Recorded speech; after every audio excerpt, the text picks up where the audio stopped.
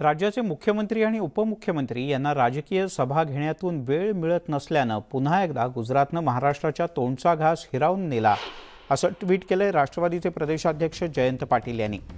गुजरातच्या निवडणुका तोंडावर आल्यानं महाराष्ट्रातील भाजप गुजरातचं हित जपण्यात व्यस्त असल्याचा टोलाही त्यांनी लगावला। 1,58,000 कोटी इतकी भांडवली गुंतवणूक असलेला प्रकल्प महाराष्ट्राच्या हातातून निसटून गुजरातला गेला। सुमारे 1 लाख इतकी रोजगार क्षमता असलेला प्रकल्प महाराष्ट्रानं गमावल्याबद्दल आपल्याला दुःख होतं असंही ते म्हणाले।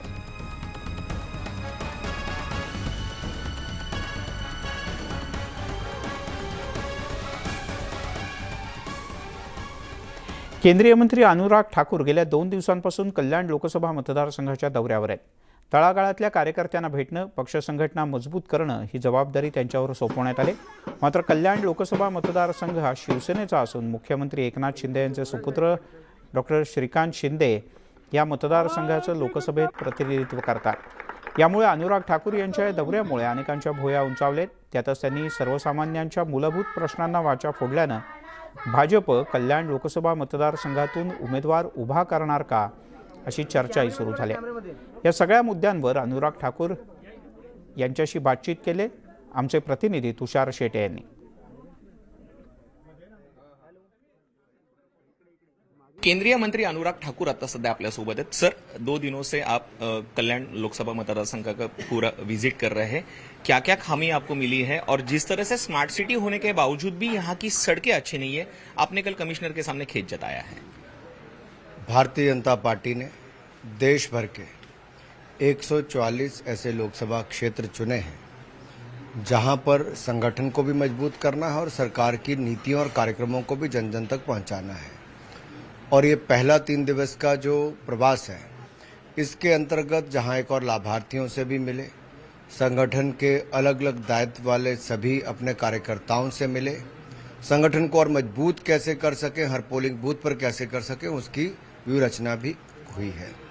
इसके साथ साथ अगर मोदी जी का जैसे प्रिय प्रोजेक्ट स्मार्ट सिटी भी है, तो राज्य की सरकारों ने क्या किया। अब जैसे यहाँ गठबंधन की सरकार पहले थी, महा अगाड़ी जिसको आप कहते थे, उसने क्या किया। अगर आप सड़कों पर निकलो तो आपको दिखता है कि स्मार्ट सिटी का काम जिस तेजी से होना चाहिए था नहीं हो पाया है। तो मीटिंग में भी उस पर बल दिया गया, जहां कमियां हैं उसमें सुधार किया जाए। अधिकारियों को भी एक लक्ष्य निर्धारित करके उसको पूरा किया जाए, टारगेट क्या हो और उसके लिए टाइमलाइन भी तय की जाए कि कितने समय सीमा के अंतर्गत उसको पूरा किया जाए। तो सब चर्चा करने के बाद कल उस पर बहुत लंबी बैठक भी हुई, लेकिन सभी आमदार महोदय ने भी अपने बहुत महत्वपूर्ण सुझाव दिए कि किस तरह से शायद व्यवस्था में एक ढीलापन था और पिछले 2 वर्षों में उस तरह से काम नहीं हुआ। एग्जैक्टली सर, यही बात है, क्योंकि स्मार्ट सिटी योजना जो थी वो पंतप्रधान जी ने तो उनके पहले टर्म में लाई थी, उसके लिए कई करोड़ का फंड भी दिया था। ये फंड आए थे ठाणे जिले की। अगर हम बात करेंगे तो ठाणे जिले की 3 इंपॉर्टेंट सिटीज जो थी वो स्मार्ट सिटी में थी, मगर अभी तक इम्प्लीमेंटेशन नहीं होते दिख रहे। पैसे खर्च हो रहे हैं मगर रिजल्ट नहीं दिख रहा है। केंद्र सरकार ने अपनी ओर से पैसों में भी कोई कमी नहीं छोड़ी, बजट का प्रावधान पहले से करके दिया। अब इम्प्लीमेंटेशन जो लागू करने की जिम्मेदारी है वो राज्य की सरकारों के ऊपर होती है। इसलिए मैंने कहा कि जहां जहां जो सीईओ नियुक्त किया गया है, अलग से सीईओ इसलिए नियुक्त किया जाता है कि उसके ऊपर जिम्मेदारी हो, चीफ एग्जीक्यूटिव ऑफिसर। तो एक प्रोफेशनलिज्म लाने का प्रयास किया गया। पूरे तंत्र के अलावा ये एक व्यवस्था ऐसी खड़ी हो जहां पर फोकस इम्प्लीमेंटेशन हो कि ये 10 चीजें अगर करनी तो 10 चीजों को समय सीमा के अंतर्गत करना है।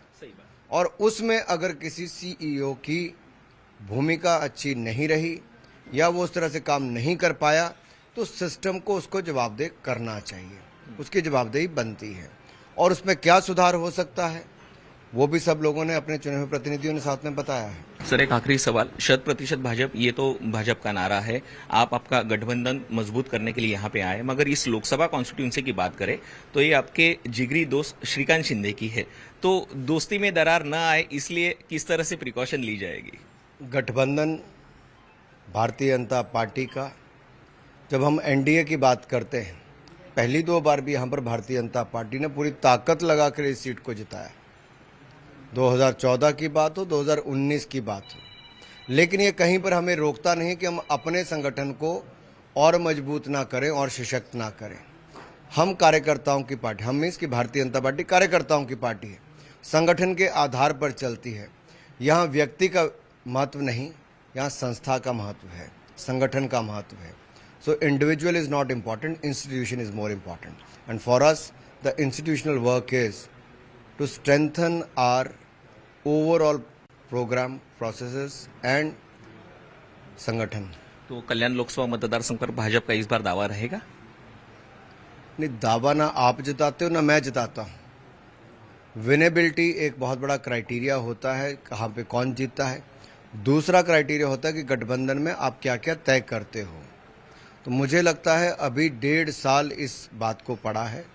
हम सब यहाँ पर विकास हो, आम जनमानस को उसका लाभ मिले, हमारी एनडीए का गठबंधन दल यहाँ पर और प्रगति करवाए, जो कमियां पिछले 2-3 वर्षों में रही उसमें सुधार करें। हम लोग 3 सालों में जो कमी रही उसमें व्यवस्था में सुधार करें, वो हमारा प्रयास रहेगा। टिकट ना आप दोगे ना मैं दूंगा, ये बड़े नेताओं को देना है, पार्टी के वरिष्ठ नेताओं को, पार्टी के वो देंगे। कॅमेरा पर्सन नवनाथ कोंडेकर सह तुषार शेटे, न्यूज 18 लोक।